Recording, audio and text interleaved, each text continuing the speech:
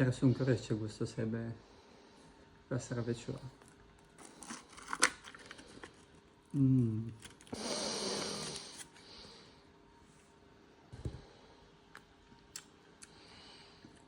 Mamă. Ce picant e. Uai, ce miros a venit. Era foarte picanți. Ce pun cu maică mea.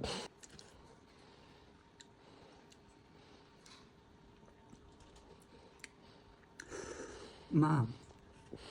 Așa, asta e jalapeno. Dar vezi că e interesant asta. E foarte picantă.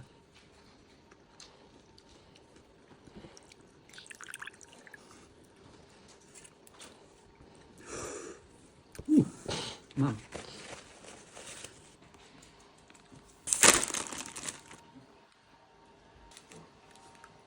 Da, ai văzut că-s faine alea. Erau unele gen TNT, niște bomboane, dar De la primul n-am mai simțit niciun picant.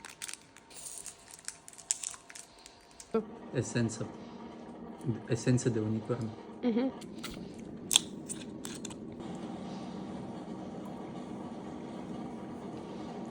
N-are de la.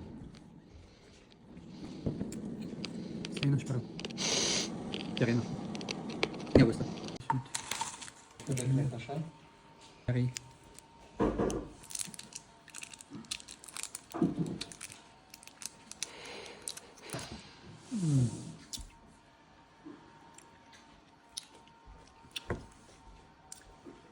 Uai, ce acră e asta. Cred că toate sunt acre, numai cu gusturi diferite, nu?